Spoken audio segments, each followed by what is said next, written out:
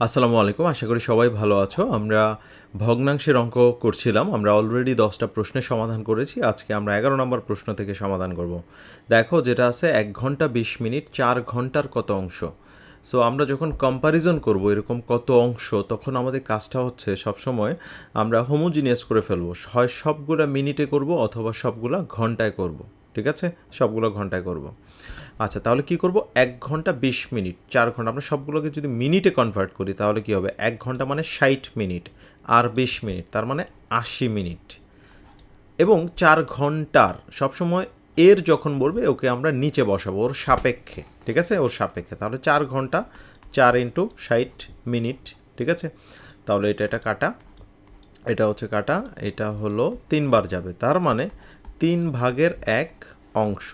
ঠিক আছে? ৩ ভাগের ১ অংশ। সো গ নাম্বার যে অপশনটা, এটাই কারেক্ট অ্যান্সার। এবার আমরা ১২ নম্বর প্রশ্নের সমাধান করব। ১২ নম্বর যেটা দেখো খুবই ইজি টাইপের প্রশ্ন। 0.01 ইন্টু 0.02 সমান কত? এই ধরনের প্রশ্ন প্রতিবারই আসে।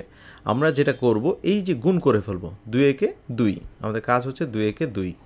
এরপরে আমাদের কাজটা হচ্ছে দশমিকের উপরে ঘর আছে কয়টা? ১টা ২টা ৩টা ৪টা। তাহলে দেখো ১টা ২টা ৩টা ৪টা, এরপরে আমরা দশমিক বসাবো। ঠিক আছে?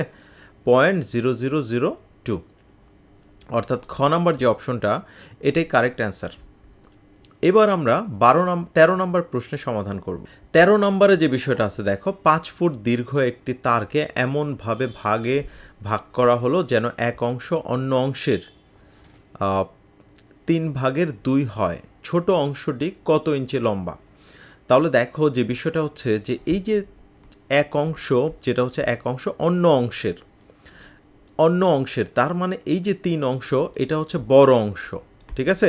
আর এই ২ হচ্ছে ছোট অংশ। ঠিক আছে? কারণ এখানে আমরা দেখতে পাচ্ছি ২ হচ্ছে ছোট, ৩ হচ্ছে বড়। আচ্ছা, এখন এই দুইটা মিলেই কিন্তু এই যে ৫ ফুট দীর্ঘ। ঠিক আছে? ৫ ফুট দীর্ঘ। তাহলে দেখো এই ৩ আর ২ মিলে হচ্ছে এই যে ৫ সমান হচ্ছে ৫, তার মানে এক অংশ সমান, মানে ৫ অংশ সমান ৫, তাহলে এক অংশ সমান হচ্ছে ১। এখন এই যে ১ দ্বারা আমরা যে সংখ্যাটা, যে মান বের করতে বলেছে, বড় অংশ বা ছোট অংশ, গুণ করে দিলেই হলো। তাহলে এখানে ছোট অংশের মান বের করতে বলছে, তাহলে এখানে ছোট অংশ হচ্ছে এই যে ২ ইন্টু ১, তার মানে হচ্ছে ২। এখন বিষয়টা যদি এরকম হতো বড় অংশ বের করতে বলতো, তাহলে সিম্পলি আমরা এই যে ৩ ইন্টু ১। সো এই কাজগুলো আমাদের মুখে মুখে সমাধান করতে হবে, অর্থাৎ লিখে লিখে সমাধান করার প্রয়োজন নাই। যদি আন্ডারস্ট্যান্ডিং আমাদের ভালো থাকে তাহলে কিন্তু আমরা মুখে মুখে এই টাইপের প্রশ্ন সমাধান করতে পারি। আচ্ছা, তাহলে দেখো যে বিষয়টা হচ্ছে যে এই যে ছোট অংশ ২ আর বড় অংশ ৩, ৫ ফুট, এটা কি ফুটে? আচ্ছা, ছোট অংশ ফুট, তাহলে ইঞ্চিতে দেওয়া আছে, তাই না? ইঞ্চি, তাহলে ২ ইন্টু ১২, ১ ফুট মানে ১২ ইঞ্চি। তাহলে এই যে ১২ দুগুণা ২৪। ঠিক আছে? এটাই অ্যান্সার, অর্থাৎ গ নাম্বার যে অপশনটা, এটাই কারেক্ট। যদি বড় অংশ বের হতো তাহলে ১২ দ্বারা গুণ, ৩ বারং ৩৬ ইঞ্চি, সেটাই অ্যান্সার হয়ে যেত। ঠিক আছে? তাহলে ২৪ ইঞ্চি, এটাই কারেক্ট অ্যান্সার আমাদের। এবার আমরা ১৪ নম্বর প্রশ্নের সমাধান করব। ১৪ নম্বরে যে বিষয়টা আছে দেখো, ১৭ ভাগে ৭ এর হর এবং লবের সঙ্গে কোন সংখ্যাটি যোগ করলে ভগ্নাংশটি ৫ ভাগের ৩ হবে? খুব সহজ। ১৭ ভাগের ৫ মানে আমরা ধরে নিচ্ছি এক্স যোগ করলে, ঠিক আছে, ১৭ প্লাস এক্স যোগ করলে ৫ ভাগের ৩ হবে। ঠিক আছে? তাহলে ৫ ৭ ৩৫ প্লাস 5x সমান হচ্ছে ৩ ১৭ ৫১ প্লাস 3x। তাহলে দেখো যেটা হচ্ছে আমরা 5x থেকে 3x মাইনাস করলে যেটা হচ্ছে 2x, আর এখানে ৫১ থেকে ৩৫ যদি আমরা মাইনাস করে দিই তাহলে কি হবে? ১৬। তাহলে এটা যাবে হচ্ছে ৮ বার, তাহলে x এর মানটা হচ্ছে ৮, অর্থাৎ ৮ যোগ করলে ৭ এবং ১৭ সঙ্গে ৮ যোগ করলে সেক্ষেত্রে আমাদের ভগ্নাংশটি হবে ৫ ভাগের ৩। ঠিক আছে? ৫ ভাগের ৩। এবার আমরা ১৫ নম্বর প্রশ্নের সমাধান করব। ১৫ নম্বরে যে বিষয়টা আছে তোমরা একটু খেয়াল করো, যে একটি বাঁশের ৫ ভাগের ২ অংশ লাল, ৪ ভাগের ১ অংশ কালো ও ৩ ভাগের ১ অংশ সবুজ কাগজে আবৃত। অবশিষ্ট অংশ ৬ মিটার হলে বাঁশটির দৈর্ঘ্য কত? তাহলে দেখো টোটাল দৈর্ঘ্যটা হচ্ছে আমরা ১ অংশ, টোটাল দৈর্ঘ্যটা হচ্ছে ১ অংশ। তাহলে এই যে অবশিষ্ট যদি আমরা বের করতে চাই সরাসরি, তাহলে কি করব, এই যে এক অংশ থেকে আমাদের এই যে 5/2 প্লাস 4/1 এবং 3/1 এটা মাইনাস করে দিতে হবে। ঠিক আছে, তাহলে দেখো 1 মাইনাস, তাহলে দেখো 4 5 20 60। ঠিক আছে, 60, 5 12 এটা 24, 15 আর 20। তাহলে দেখো যেটা হচ্ছে 1 মাইনাস এইখানে যে বিষয়টা আছে 5 আর 4 যেটা হচ্ছে 9, তাহলে 3 আর 2 যেটা হচ্ছে 5। ঠিক আছে, তাহলে আমরা দেখতে পাচ্ছি এটা মাইনাস করলে যেটা হবে 60/1 অংশ। ঠিক আছে, 60/1 অংশ। এখন এই 60/1 অংশ আমরা বলতে পারি যে এইটার মানটাই দেওয়া আছে, 60/1 অংশ সমান হচ্ছে 6 মিটার। ঠিক আছে, 6 মিটার। তাহলে পুরো এক অংশ হচ্ছে 6 6 36, 360 মিটার, অর্থাৎ ঘ নাম্বার যে অপশনটা এটাই কারেক্ট অ্যান্সার। এবার আমরা 16 নম্বর প্রশ্নের সমাধান করি। 16 নম্বরে যে বিষয়টা আছে দেখো, নিচের ভগ্নাংশগুলোর মধ্যে কোনটি সবচেয়ে বড় ভগ্নাংশ কোনটি সেটা বের করতে বলেছে। তাহলে দেখো আমরা এর আগের লেকচারে 2 মাল্টিপ্লিকেশন একটা মেথড দেখিয়েছিলাম যে 2 ডিজিট মাল্টিপ্লিকেশন, 2 ডিজিটকে কিভাবে সহজে গুণ করা যায়। তাহলে আমাদের কাজটা হচ্ছে এই যে ক আর খ দুইটা আমরা আর গুণ করব। তাহলে 23 আর 15। আচ্ছা দেখো 23 আর 15 যদি গুণ করি, আর এদিকে যেটা হচ্ছে 30 আর 13 গুণ করতে হবে। তাহলে টেকনিকটা ছিল এরকম, 3 5 15, 5 হাতে আছে 1, 3 একে 3, 5 2 10, 10 আর 3 13 আর 1 14, 14 4 হাতে আছে 1, 2 একে 2 আর 1 3, 345। আর এইটা হচ্ছে 3 13 সরাসরি যেহেতু ইনটু আছে, শূন্য আছে, 3 13 39 0, 390। তাহলে এটা হচ্ছে 345 আর এইটা হলো 390। আমরা দেখতে পাচ্ছি যে সবচেয়ে বড় যেটা বের করতে বলেছে ক এবং খ এর মধ্যে বড় হচ্ছে খ, তাহলে ক নাম্বারটা হবে না। তাহলে ক নাম্বার যেহেতু ক্ষুদ্রতম এটা হবে না।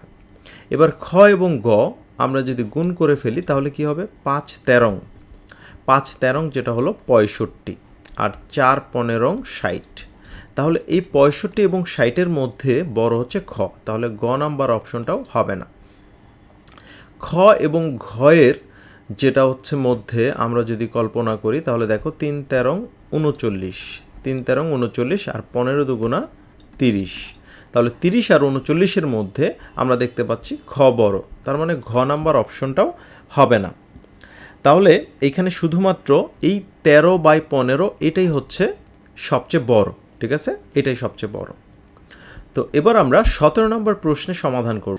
17 নম্বরে যেটা আছে দেখো, নিম্নলিখিত ভগ্নাংশগুলোর মধ্যে কোনটি বৃহত্তম। তাহলে বৃহত্তম আমরা সরাসরি 4 2 8, 3 3 9 বৃহত্তম, তার মানে ক নাম্বার অপশন হবে না।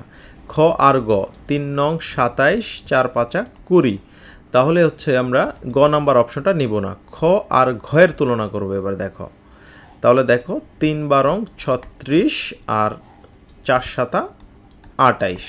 তাহলে আমরা দেখতে পাচ্ছি যে এই যে ঘ নাম্বার অপশনটা এটাও ছোট, তাহলে খ নাম্বার যে 3/4 এটাই কারেক্ট অ্যান্সার। ঠিক আছে, 3/4 এটাই বৃহত্তম ভগ্নাংশ। এবার আমরা 18 নম্বর প্রশ্নের সমাধান। 18 নম্বরে যেটা আছে দেখো, নিম্নলিখিত ভগ্নাংশগুলোর মধ্যে কোনটি ক্ষুদ্রতম জানতে চেয়েছে। তাহলে দেখো 4 2 8, 3 3 9, তাহলে ক্ষুদ্রতম, তাহলে খ নাম্বার অপশন বাদ। তাহলে এই 9 2 ক আর গয়ের তুলনা করব, 9 2 18, 3 5 15, তাহলে ক নাম্বার অপশনও বাদ। গ আর ঘ যদি তুলনা করি, 5 12 60, 7 9 63। তাহলে এখানে আমরা দেখতে পাচ্ছি শুধুমাত্র গ নাম্বার যে অপশনটা অর্থাৎ 5/9 এটাই হলো সবচেয়ে ক্ষুদ্রতম। ঠিক আছে, এবার 19 নম্বর প্রশ্নের সমাধান করব। 19 নম্বরে যে বিষয়টা আছে দেখো, একটি বাঁশের 3/1 অংশ কাদায়, 5/3 অংশ পানিতে এবং 6 হাত পানির উপরে আছে। বাঁশটি কত হাত লম্বা এবং কত হাত কাদায় আছে। ঠিক আছে, কত হাত কাদায় আছে। তাহলে দেখো টোটাল অংশটা হচ্ছে, বাঁশটি কত হাত লম্বা, টোটাল অংশটা হচ্ছে আমরা ধরে নিচ্ছি টোটাল অংশটা হচ্ছে 1 অংশ। ঠিক আছে, টোটাল অংশটা হচ্ছে 1 অংশ। তাহলে দেখো পানির উপরে আছে, আমরা যদি বের করতে চাই পানির উপরে আছে, টোটাল অংশ হচ্ছে 1। এখান থেকে আমরা এই যে 3 ভাগের 1 অংশ এবং 5 ভাগের 3 অংশ আমরা মাইনাস করে দেব। তাহলে কি হচ্ছে 1 মাইনাস 3 5 15, 5 প্লাস 3 3 9। তাহলে 1 মাইনাস 5 আর 9 যেটা হচ্ছে 14/15, তার মানে 1/15। তাহলে আমরা বলতে পারি যে এই যে 1/15 অংশ, এই অংশটা সমান এই যে 6 হাত। তাহলে এক অংশ, পুরো এক অংশ সমান হচ্ছে 6 15 যেটা হচ্ছে 90 হাত। ঠিক আছে, 90 হাত, এটা হচ্ছে টোটাল। এখন যে বিষয়টা হচ্ছে শুধুমাত্র অপশন কিন্তু একটা অপশনই আছে 90 হাত। আচ্ছা, এখন বলেছে কত হাত কাদায় আছে, অর্থাৎ কাদায় আছে 3 ভাগের 1। তাহলে কাদায় আছে এই যে 90 ইন্টু 3 ভাগের 1, তার মানে 30 হাত হচ্ছে কাদায় আছে। ঠিক আছে, অর্থাৎ ঘ নাম্বার যে অপশনটা, এটাই কারেক্ট অ্যান্সার। এবার 20 নাম্বার প্রশ্নের সমাধান করব। 20 নম্বরে যেটা আছে 0.25কে সামান্য ভগ্নাংশে পরিণত করলে হবে 0.25। দেখো 0.25, তাহলে 25 উপরে আর নিচে আমরা যেটা বসে দশমিকের জন্য 1 এবং বাকি 2 ঘর হচ্ছে 100। তাহলে এটা হচ্ছে 4 বার যাবে, তাহলে 4 ভাগের 1 অংশ, অর্থাৎ গ নাম্বার যে অপশনটা, এটাই কারেক্ট অ্যান্সার। তো এই ছিল আমাদের আজকের মতো ভিডিও। আমরা নেক্সট ভিডিও টিউটোরিয়ালে আরও বেশ কয়েকটা প্রশ্ন নিয়ে হাজির হচ্ছি। ভালো থাকো সবাই, দেখা হবে আরেকটা ভিডিওতে। আসসালামু আলাইকুম।